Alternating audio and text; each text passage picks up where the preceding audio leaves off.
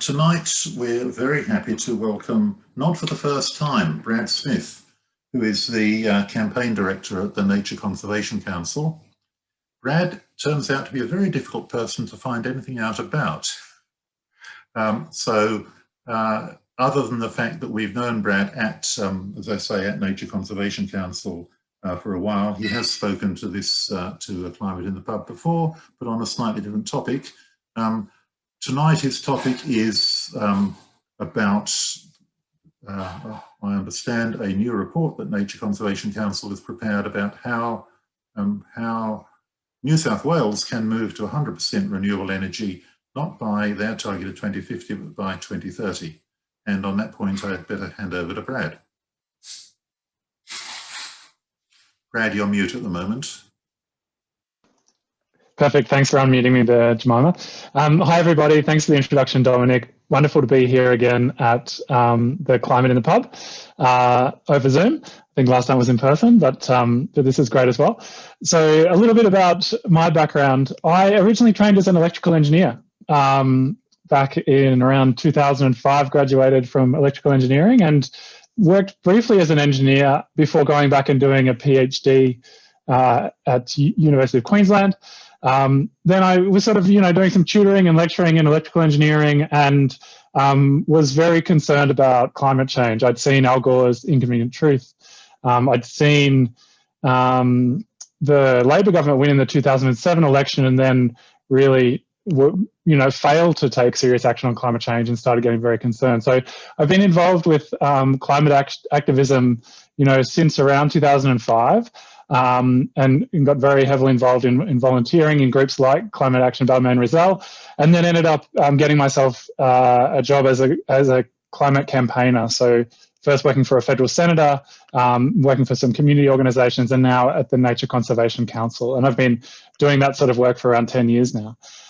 So yeah, definitely come at this from an electrical engineering point of view, and I've got a real interest in energy and also climate. So very happy to be working on this and also sharing, I guess, the progress that's being made in this space. So I've got a few slides. I'll just share my screen. Bear with me while I sort that out. All right, hopefully you can all see the title slide there. So this is about making New South Wales a clean energy superpower. And like Dominic said, the Nature Conservation Council, we recently commissioned a energy consultancy to do a piece of work that looks at what would a energy transition for New South Wales look like that actually meets our climate change goals. And that means trying to limit climate change to less than 1.5 degrees. And then what would the implications of that be? Because people have done studies before about reaching 100% renewable energy by 2030. There's been lots of great work done on that topic. But the question we really wanted to go to was what implications will it have for the reliability of our electricity system, and what implications will it have for the price of power? Because those two issues are very much on the minds of politicians and on the minds of many people in the public. So I'll just click through to the next slide. So I thought I'd do that in sort of 3 steps. So the first one, I wanted to go through just a very brief history of recent energy politics in the state of New South Wales, because I think often federal politics really dominates, but the state politics are very interesting, and it's where a lot of progress has been made recently. And then chapter 2, I'm going to go into that report about how 100% renewable energy will work in New South Wales and whether it will break the grid. And then I think the final chapter is about how do we get there? How do we get from where we are today onto the pathway to 100% renewable energy? And I think Derek might have mentioned, if you have any questions, I'm really interested in the discussion tonight. There are a lot of people on the call who I'm sure have thought deeply about all this stuff. So please pop your comments and questions in the chat, and I'll make sure we have plenty of time at the end to go through those.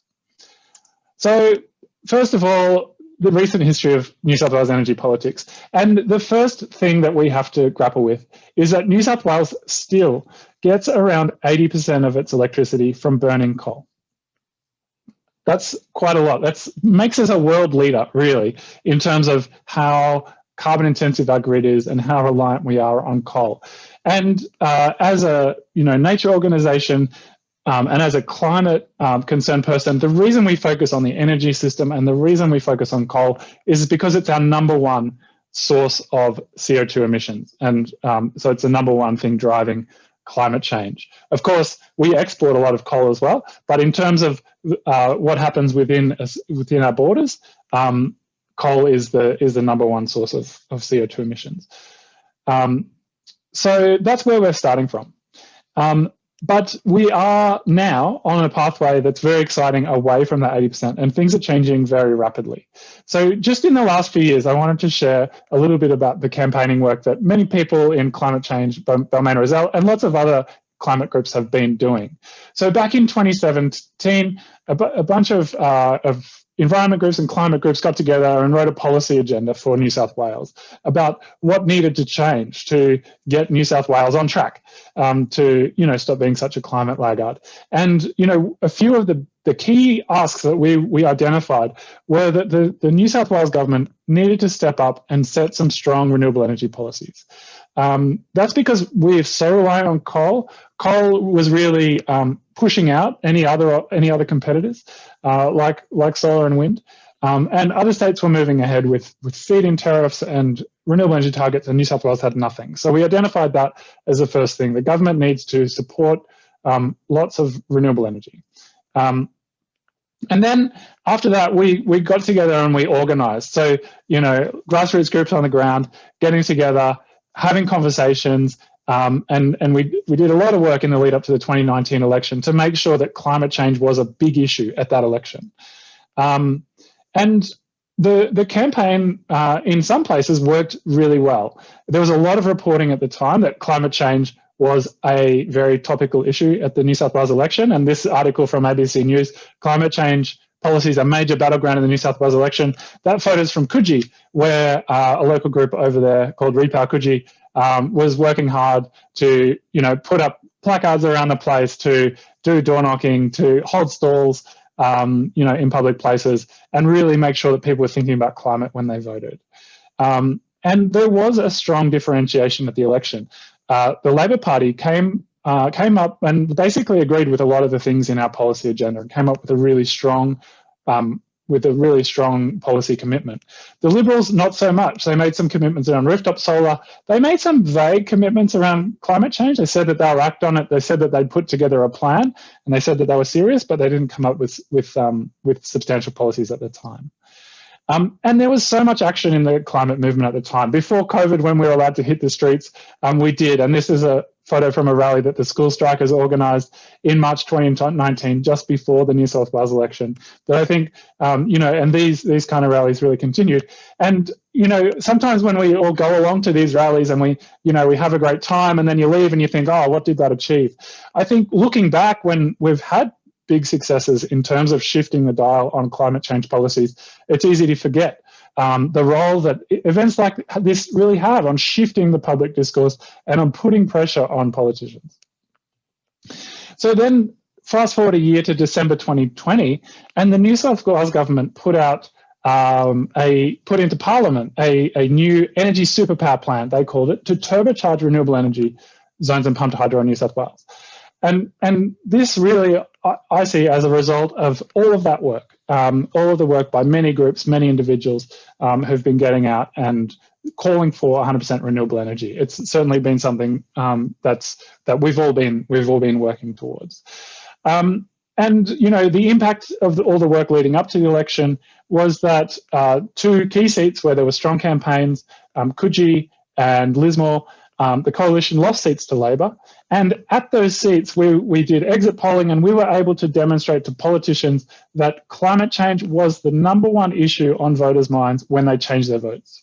So there was no doubt that the coalition's failure on climate was what cost them those 2 seats. And now they have just a 1-seat majority in the state parliament. So, it's down to the wire. Following the election, the coalition chose Matt Keane, the new Environment and Energy Minister, to try to fix that image problem, to try to sort that out so that it wouldn't cause them troubles at the next election. And now in December 2020, that's come to fruition through this New South Wales Energy Superpower Plan. And that plan is genuinely ambitious. It's a big plan. It'll mean lots of new solar and wind farms across the state, backed up with batteries and pumped hydro. And my calculations are that that will get us to around 70 or 75% renewable energy, depending on how fast people go on rooftop solar. But you know, maybe even 80% if we keep going so well on rooftop solar. But you know, that takes us from where we were, 80% coal, to potentially 80% renewable energy by 2030. So it's a big, bold plan that does exactly what we need and exactly what we called for. So that's the transformation, I think, that's happened just in the last couple of years in the New South Wales energy landscape. And that policy will continue driving change for the next 9 years, up to 2030. Very significant that the state government stepped up and filled that vacuum that the federal government has left behind. So the next question then is, okay, if we're starting to get on the right track and move towards 100% renewable energy, or at least 70 or 80% renewable energy, will that crash the grid and will that blow up electricity prices? And that's where we commissioned this consultancy called Reputex, they're experts in the energy market, to do some modeling and actually, you know, put the numbers in and see what will happen when you do this Paris compliant energy transition. So that's what we asked them to do. Basically, they said the answer is simple. How do you get from A to B? That's simple. We know how to do that. The tricky part is squeezing it into 10 years. But anyway, they did the modeling, and here's what they found. So firstly, they found that we need to install a lot more renewable energy. So we need 32 gigawatts of total capacity. And to put that in perspective, we already have, I think, around 10 gigawatts. So it's about a tripling of what we currently have. And the New South Wales energy plan will get us an additional 12 gigawatts. So there's still a bit more to go beyond Matt Keane's superpower plan, but it definitely puts us in the right direction. And the blue bars in this, the green bars in this chart on the right are solar and wind capacity, and then the pink ones down the bottom, if you can see them, that's dispatchable storage capacity. So that's things like batteries and pumped hydro that we need to balance out the solar and the cheap solar and wind that come into the system. So the other thing that will be caused when you push all this renewable energy in is that the coal power stations have to come out. So this chart on the right, you can see the black bars at the bottom, that's coal power stations shutting their doors. While all this mix of rooftop solar, which is the yellow color, the orange is solar farms, and then you have green wind farms, and then the pink is dispatchable storage, so batteries and pumped hydro. All that's coming in to replace the coal that's going out.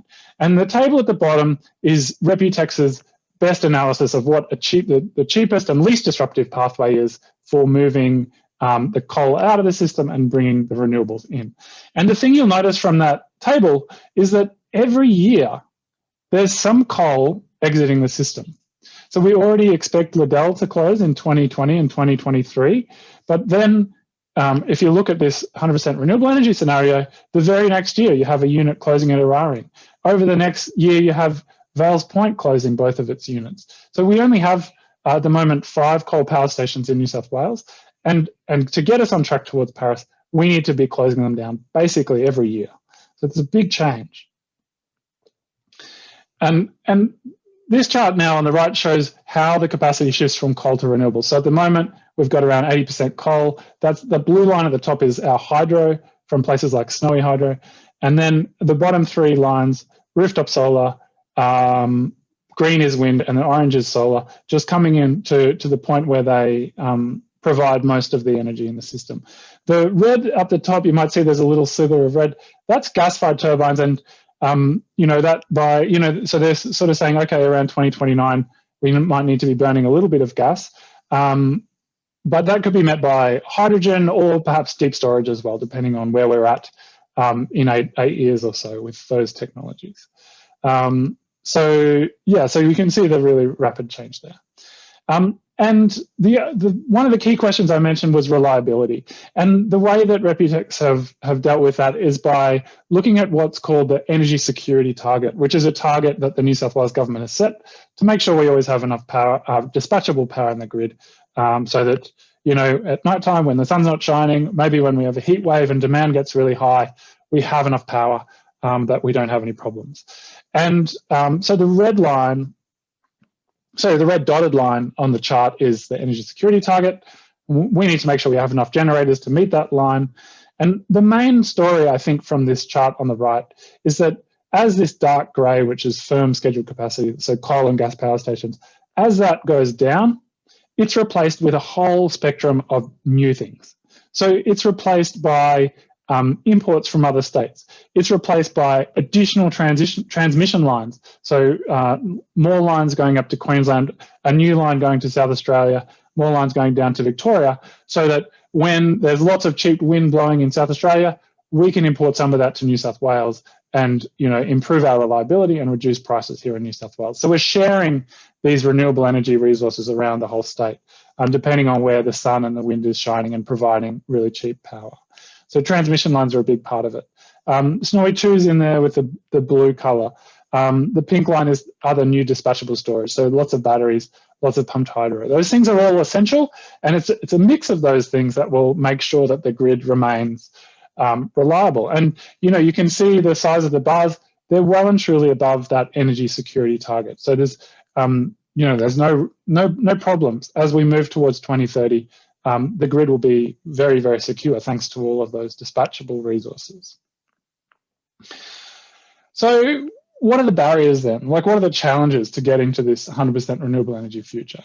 And the key one that that Reputex identified was that a lot of this big infrastructure has a really long delivery timeline, 5 or 7 years. So if we're going to be getting to 100% by 2030, we need to be making sure that we're planning and delivering that infrastructure now. And I think that's why having this New South Wales roadmap in place is so important, because it actually does drive in a lot of that infrastructure. So we're off to a good start, and we need to make sure that progress doesn't stall in that sector. The other identified barrier that Reputex found was that at the moment, we have no policy, there's no coordination of when these coal power stations will close. So there's a risk that a lot of them will stay open, and prices will plummet, but it will cause a lot of uncertainty, or that they'll close all at once. And we'll have to scramble and try and catch up and build the batteries and the pumped hydro and the solar and wind faster to replace them. So, having some kind of plan and some kind of orderly transition would definitely help to make sure that the transition goes smoothly. And then the key question on everyone's lips is, will it be cheap or will it be expensive when we get to 100% renewables?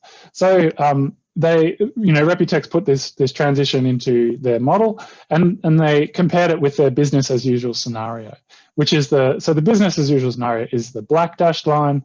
Their 100% renewable energy scenario is the green dashed line.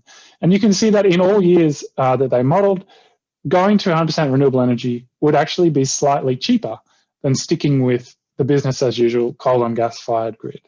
And the reason for that is that as you bring in more solar and wind and batteries and provide more competition in the market, it pushes down the wholesale price, because there's not so much of a tight supply that sellers like coal power stations or gas power stations can just push the price up. So there's a very hopeful story there around keeping prices down while we move to a bright, clean future. That's about it. That's a bit of a summary of the Reputex report. So hopefully that gives you a little bit of hope about where we can go, and a few talking points to battle your climate denying and coal loving friends and relatives. But I guess the other question on people's lips might be, how do we get there? How do we get from where we are to where we want to go? And I have 3 insights, I think, that help to describe how that's going to happen and what climate activists need to be thinking about when we talk about how we're going to make sure we get there. The first thing is that coal's moving to the exit much faster than most people thought. So, us in the climate movement, we've been talking about 100% renewables by 2030 for a long time. But I think in the, financial establishment, in the political establishment, people, the adage that coal's going to be around for generations, it has been pretty widely accepted. But that is rapidly changing, and coal is starting to move to the exit very quickly. So coal power stations are starting to come out because solar and wind is simply eating into their profitability. And we've seen a bunch of data points on that recently that I'll share in a minute. The second insight is that these low prices we're starting to see, so Solar and wind are really pushing down the price of power. It's sort of halved in the last year. That's wholesale electricity across the country. That's also hurting renewable energy projects, because how are they going to make a return? And so if we're going to keep pushing this transition along and keep moving towards a clean future, we need to make sure that those state policies keep doing their job. So that's the New South Wales roadmap. That's in Victoria and Queensland as well. They have renewable energy targets that need to be ramped up. Tasmania and ACT are pretty much already there. So that's really important, that this policy support needs to be there, not because wind and solar are expensive, but because of this sort of low prices, the uncertainty around when coal power stations will come out, means that it's tricky to make a strong investment case. So those policies that just provide some certainty for solar and wind are really essential if we're going to meet our climate goals. And I think the third thing to note is that even though we have these policies now that will be pushing us strongly towards renewables, the politics and the public support, I think, isn't yet won. There's still, I think, in politics, a lot of support for coal-fired power. And there's, I think, still some concern in the public that if coal power stations close, that equals blackouts, because coal industry and politicians who support them have done so much work of creating that myth in people's minds. So I think we still have some big work to do, because we've got the policies now that are driving in renewables. The inevitable implication is that coal power stations will get pushed out, and we need to make sure that there's no terrible political backlash to stop that from happening. So to go to that first point about coal exiting faster than we expected, here's 4 articles from the financial press just this month. So last week, Kerry Schott, who's the lead bureaucrat on our electricity grid, she leads the Energy Security Board, she said at a conference, coal power stations are going broke. You can expect them to close 5 years earlier than what you thought. And for New South Wales, that means 4 more closures before 2030. And then all 3 of the big energy companies did their financial reporting, and and it was just a sea of red. Origin, their profit went down by 98% this year, and they're saying it's going to get messy. The coal power stations cannot cope with these lower electricity prices, and someone's going to have to close pretty soon.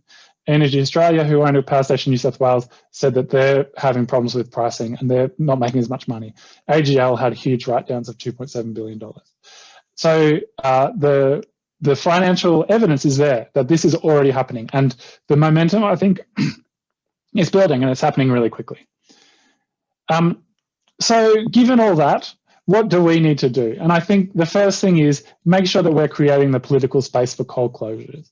And that means continuing to do a lot of the good work that groups, grassroots groups have been doing, which is winning the story and bringing the public along on the impacts of burning coal and the benefits of moving to clean energy. So that means, the climate impacts of burning coal, the terrible bushfires that are being exacerbated, the heat waves that we're starting to see, and also the health and environmental impacts of air pollution and water pollution that comes from coal power.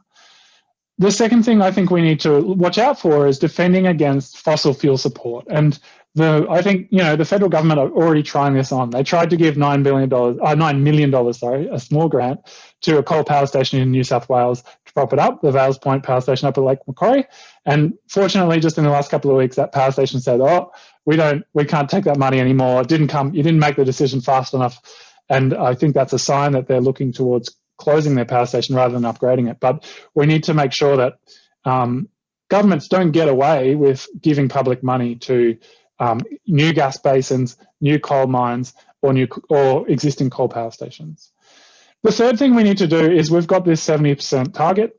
We need to get it to 200% because we need to electrify everything. This isn't just about the electricity sector.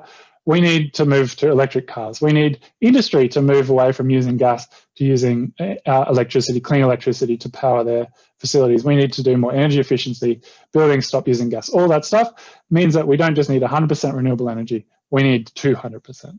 And that means more renewable energy zones to produce that power and bigger transmission lines to get it into the cities and the big load centers where we'll be using it. So there's plenty of work to be done on pushing up the ambition on renewable energy.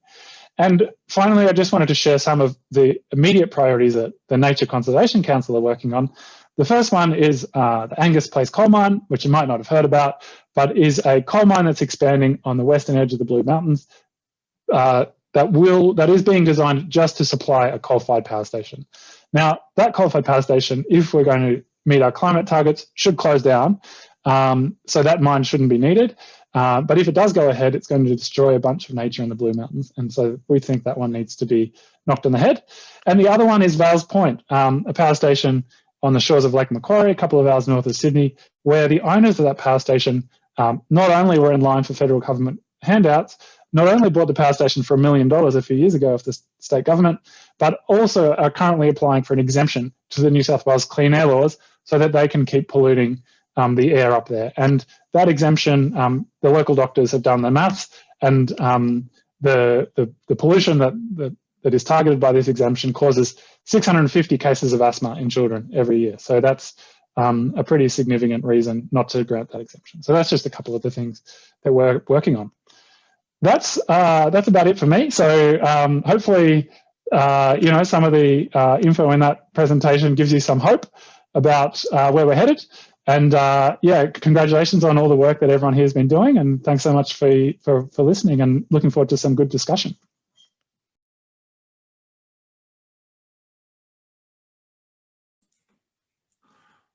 Okay, thanks, Jemima, for unmuting me. So we can go ahead. Look, Brad, thank you very much. That's taken us around an awful lot of ideas and an awful lot of thoughts. And we've had a couple of questions pop up, which I'll try and get to. The first one is a question I had, because I'm me, and really relates to your last point about dealing with the coal mines that they're still insisting on opening up. And I guess if we're going to dig up coal in New South Wales, there we go, that's me. If we're going to dig up coal in New South Wales, it's for two purposes. It's either to feed our own power stations, which we hear are closing down, or it's for export. And the thing about export is that once you've got the coal out of the country, it doesn't affect our own Paris level emissions or anything like that. It still is emissions, but they aren't counted to Australia. So I guess my question is, we're seeing the Independent Planning Commission fairly flaky at the moment on the way it's approving or not approving coal mines in New South Wales. Do you, or does NCC have a position on where the IPC stands on coal mining? You're mute at the moment, Brad. Great, thanks, Jemima, for unmuting. Yeah, that's a really good question, Dominic. And export coal is absolutely a huge issue. You know, most of the coal that we dig up in New South Wales gets exported, and that's true of Australia in general. Around 3/4, I think, from New South Wales goes overseas. And of course, you know, it doesn't matter where it's burnt, it's causing climate change, and we need to stop doing that. So, yeah, I guess going to your question, you know, well, I guess, I think a couple of things. Firstly, I think the power of working on Australia or New South Wales' electricity grid is that Australia can actually be a leader here. And I think South Australia is demonstrating that. And, you know, I think our rooftop solar uptake is demonstrating that. And around the world, a lot of electricity grids are trying to figure out how do we do this without fossil fuels. And I think jumping on board and doing the hard work and figuring out how to do it is a really strong contribution that we can make globally to make sure that other countries can also decarbonize their electricity systems, and then they don't need the coal. And I guess the other thing I'd say is that a lot of the countries that we export to have themselves just declared net zero targets. And so, I think that we will see coal demand overseas go down quickly for Australian coal, much more quickly than you know, a lot of commentators would like. And so we need to be making sure that we are ready for that, because that has implications. For coal power stations, all the 5 coal power stations in New South Wales probably together employ around 1,000 people. But the coal mines in New South Wales employ, I think, something like 30,000 people. So it's a much bigger economic issue moving away from coal mining for Australia. And it's something that we need to be getting on with, basically, and being ready for. I'm not sure if I've answered your question well, but hopefully I've shared some ideas. It's certainly given us a perspective as to, and possibly, although I'm not convinced that this is the case, possibly if other countries are also decarbonising, then the coal market will, the international coal market will shrink to make those mines, or the potential new mines here in New South Wales in particular, less economical, and therefore the IPC won't have to approve or reject them because there won't be an application in the first place. Yeah, I think that's definitely the hope. And sorry, I didn't go to your question about the IPC itself.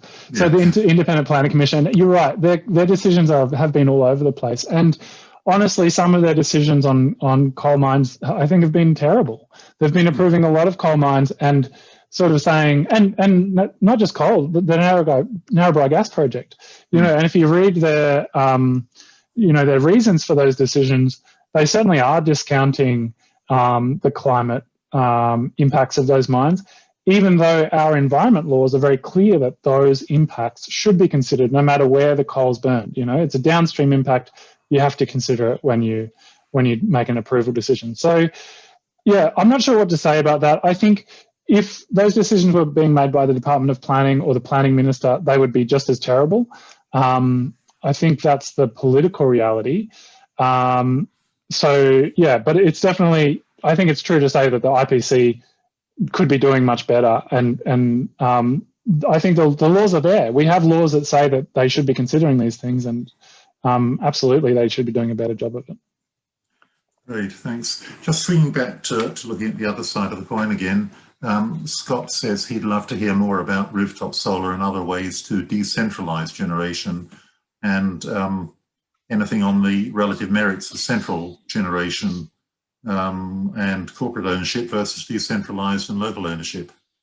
Where does that tell the story? And if I can just tack a little thing onto that also, leave it with that thing to start with. Okay. Yeah, I think it's a fabulous question, Scott, and definitely one that's worth looking into. And honestly, rooftop solar is the one part of the renewable energy transition that's really been leading the way. We generate more solar energy from rooftops, from people's rooftops, than we do from solar farms in New South Wales. The rate of installation of rooftop solar is bigger than new large-scale wind and solar farms coming into the grid. So people's own decisions in their homes is making a huge difference and is pushing us along and pushing us towards our climate goals. And it's so important. It's also eating away demand for coal power stations. In the middle of the day, we're starting to see electricity prices go to zero or negative because everyone's generating their own power, and coal power stations just can't cope with that. So it's a huge, important part of the transition. It's important that it keeps going as it's going. And just to give you an idea of how much everyone underestimated it, the Australian Energy Market Operator did a forecast last year, and they said that New South Wales would generate 200 megawatts of, 200 megawatts of rooftop solar across the whole year for 2020. And actually in 2020, in just the third quarter alone, we installed 250 megawatts. So it's more than 5 times the forecast that the Energy Market Operator made just 1 year ago. It's really going bananas, which is great news from a climate perspective. But you asked also about comparing the relative merits of doing it in a decentralized fashion versus doing it in a centralized grid fashion, or corporate ownership versus local decentralized ownership. And I think from a purely climate point of view, like the story is just do it all and do it as fast as you can. So we need to do it all. We need to put in the big solar. We need to put in the rooftop solar. The calculations I did showed that if we cover every rooftop in New South Wales with solar panels, we can generate around a quarter of our electricity consumption, 25%. So the other 75% has to come from somewhere. So let's do it. Let's get the quarter from Rooftop Solar. Maybe we can get to a half if we, cover a few fields and factories and everything in solar. But we definitely need both. And in terms of the ownership question, I think that's a good one. There's lots of things in the renewable industry that need to be better. So, for example, there's labour hire companies. There's no job certainty in building solar farms. A lot of this stuff needs to be improved. And I think as we have more government certainty around the future pipeline of renewable energy projects, as the industry becomes more established, that's something that we need to see improving is, job conditions in solar farms and wind farms. And yeah, absolutely, local ownership. Some wind farms have been building that in, community wind farms. There's a few around that have been doing that, and that's a great model. But I think, yeah, like as a climate activist, for me, it's just like the first priority is let's get it done as quick as we can, because otherwise, the planet's heating up. Thanks. Excuse me. Just draw your attention to the comment that Angela has just put in, which is to say, as far as rooftop solar is concerned, if you don't have a convenient rooftop yourself, you can buy into one of these community solar gardens. And here in the inner west, we're involved with one at the moment, Haystack Solar Garden, and Angela's put the link in there. They're actually out in Grong in the Riverina, but they're campaigning quite a lot here in the inner west to enable some of us who can't get rooftop solar up to have a different go at it that way. Just on the issue of rooftop, well, in fact, solar in general, and the amount of energy that we can generate from the different sources. Brad, I know that AEMO has got its new integrated system plan, which seems to me, if I've understood it, is basically a roadmap for how the various sources of energy will fit in and harmonise together on the grid over the coming years as we move towards more renewable energy. Against that, we're hearing some predictions that if we go too rapidly into solar energy, then we will have solar electricity, then we will get times when there's just too much and it will crash the grid or whatever. Does the report that you've got that you had commissioned, does that go to that level of detail of electrically how it all works on the grid? Yeah, it does, Dominic. Yeah, and that's one of the things they address in the model. So the tools that some of these folks have, like the AEMO you mentioned, they do a lot of modeling on this, and some of the consultancies is that they have tools that say, okay, here's demand every day for a number of years, and they can look back over the last 3 years and they can predict what it might look like for the next 3 years. And then they can compare that to weather patterns and generation curves from different solar and wind farms. And they can make sure that every 30 minutes of every day, there's enough electricity to supply the electricity that's being used. And so that's exactly the kind of analysis that Reputex have done for us. But I think your point about, having too much solar coming in at lunchtime and, that causing problems with the grid, that's absolutely, so, the problem, I guess, is that the prices go to zero and we have more power than we need. And that might not sound like a problem to people having free electricity, but I think from a grid operator's point of view, and especially from these coal power station owners' point of view, because they want to keep their coal power station running all day, that is a challenge. So I noticed a comment from Marg and Mo, which I think is really pertinent here, which is, as we move towards renewables, how important is it to use smart technologies to use power during the day? And that's a big part of it. You might have noticed in some of the charts, it had a little color called demand response, which is exactly that. It's, okay, we've got too much solar power. What do we do with it all? Well, stuff heating your hot water at the middle of the night, let's heat our hot water in the middle of the day, or let's charge our electric cars. Or, there's a very, very deep and rich, number of technologies that can help to solve this problem. And, so the grid is really moving from a sort of a one-directional grid to a two-directional grid where consumers need to be able to be responsive to, prices. Electricity is free right now. Like, what will you do with that? And that creates exciting opportunities, not just for households, but for industries. and we talk about hydrogen electrolyzers and producing hydrogen, or industries using lots of electricity from green sources. If we have excess power, how can we use it? And I think that's kind of the really important next frontier is trying to make sure that we have lots of sources of demand, so people who want to use power that are flexible and can, run their cool room at lunchtime to soak up power and use power when it's cheap. And that's a huge opportunity for Australia. I mean, you look at a country like Japan that's, traditionally a manufacturing powerhouse.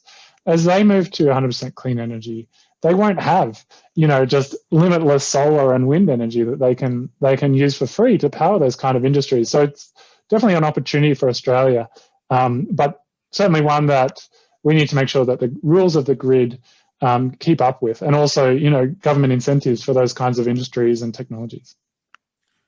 Thanks, Brad. I don't know if people realise actually that the wholesale price of electricity is basically something that varies from minute to minute or hour to hour, depending on what supply is available and what demand is available.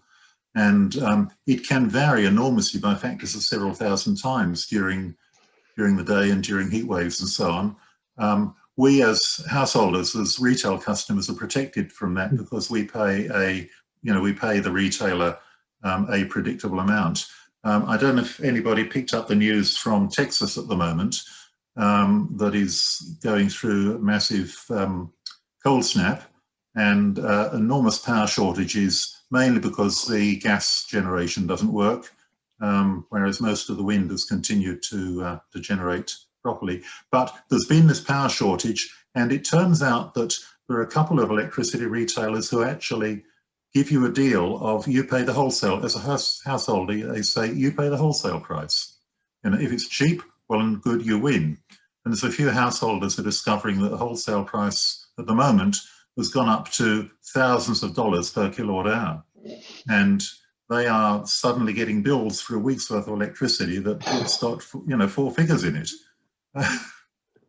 The other thing about Texas is that they aren't on a grid of any sort. They're just, Texas, the lone star state, the lone grid state. So we have a few things that are working well for us.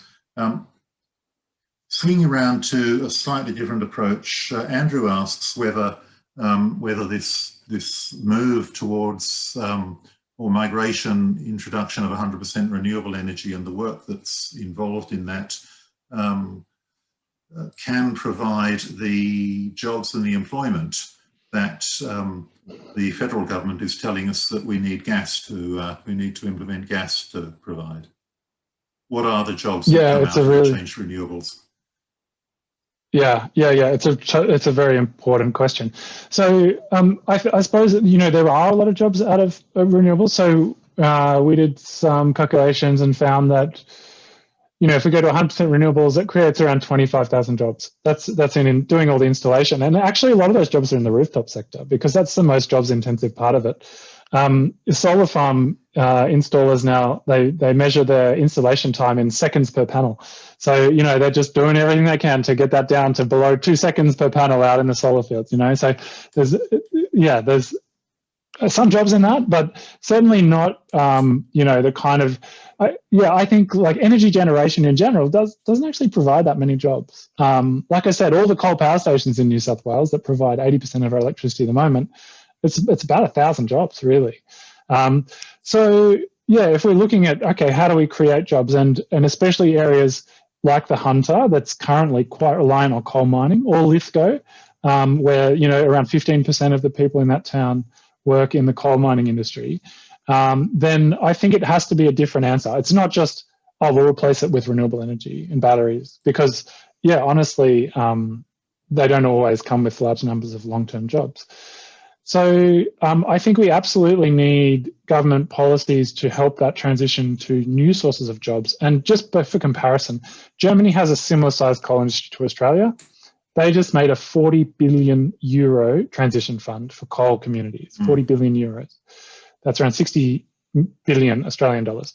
Poland just announced a $20 billion equivalent transition package for their coal industry. So that's the kind of numbers that we need to make sure that no one's left behind in this transition and that we can create new jobs in areas like the Hunter Valley.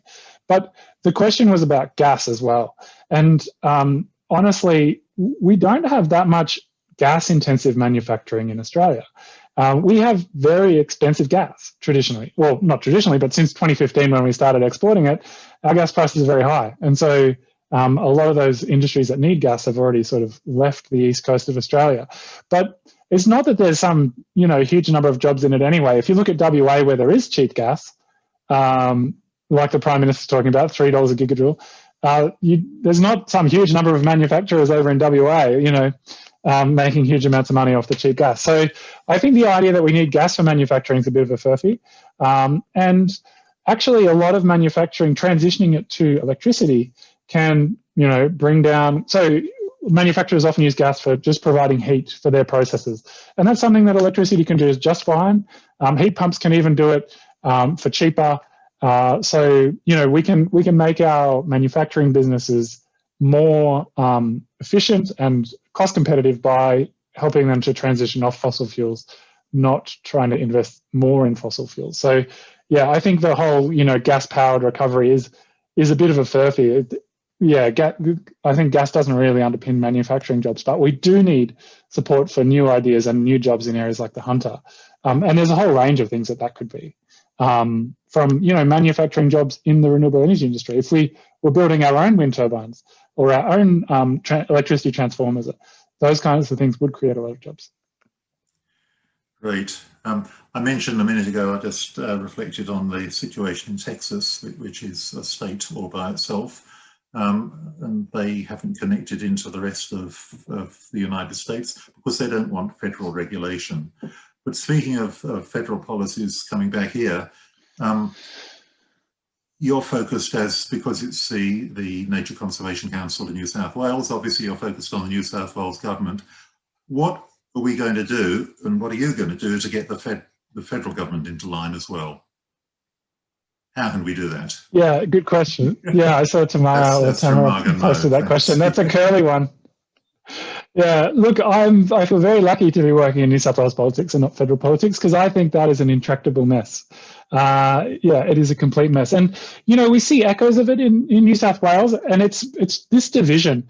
There's actually not that many people in the federal coalition who want to see more gas and coal and hate renewables.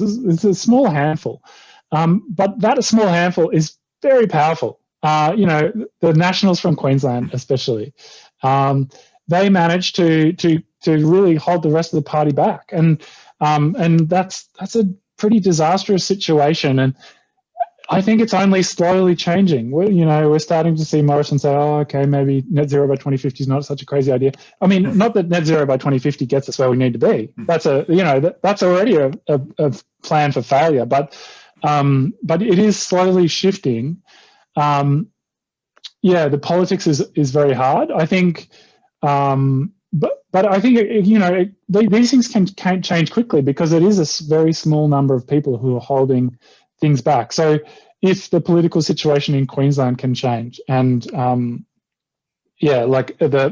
narrative that Central Queensland was considering coal heavily when they voted, which I don't think is true. But if some of those narratives can change, then I think things will shift. I think the other dynamic for the Liberals and the Nationals federally is the rise of independence in green-leaning areas. Areas like Manly or, over the other side of the harbour in Wentworth.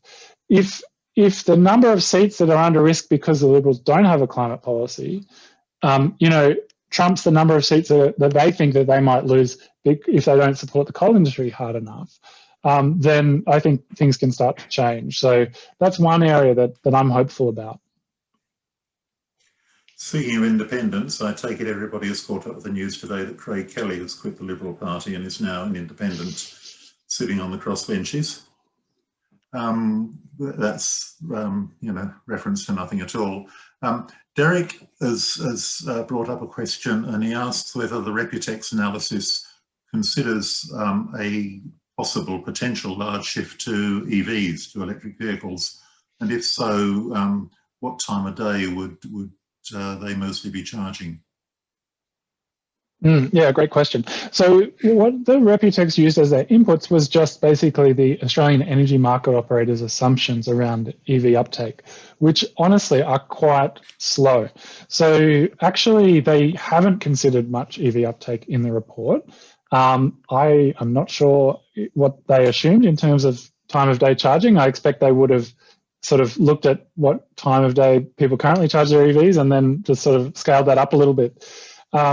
But yeah, that's definitely, I think, another area, just like Rooftop Solar, where the predictions that people have made are very, very, very conservative. And we'll see EVs playing a much bigger role in the grid in coming years. But I'm also pretty confident that the grid operators see that as more of an opportunity than a threat. So the ability to have a whole bunch of batteries in the system, a whole bunch of load that can be shifted to different times of the day depending on the price of electricity will actually help to make the grid cheaper, improve the utilization, and maybe even improve the reliability of the grid. So yeah, I think it's an important one to watch, but sort of the engineers that I've talked to, I think mostly see it as more of an opportunity than it is a threat if it's not managed well, but it's definitely an opportunity as well. So do you see car batteries as EV batteries as a significant actual source of battery power? Because batteries in general are, whether it's storage of one sort or another, is the solution to the intermittency of renewables. In fact, I tend to I want to talk about energy supplies in future coming from storage rather than talking about them coming from intermittent renewables. So are EV batteries a significant player in that? So you can charge at one time of day, and if you're not driving anywhere, you can use it to run your lights at night or whatever in the house.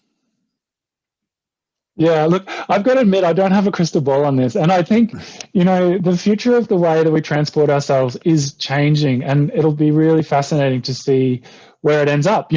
Will car ownership dive by 80%?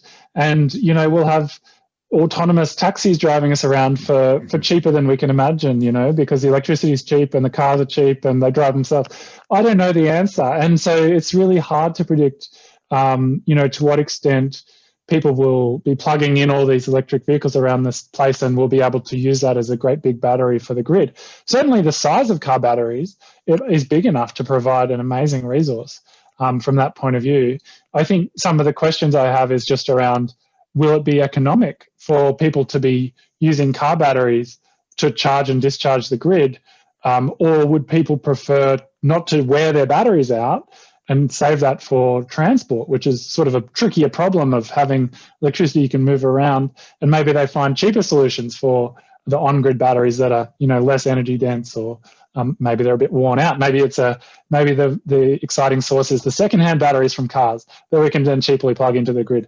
I don't know. I think there's so many moving parts in that equation. It'll be really interesting to see how it pans out, and it depends on technological advancements, I think, more than anything. We've ranged over quite a wide range tonight, I think, because it's a wide-ranging topic.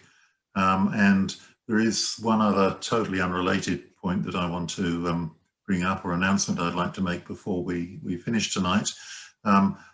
Before I do that, I want to thank Brad very much for bringing us this, or a preview of this report. We can do a visible clap, or we can do a thumbs up sign or whatever.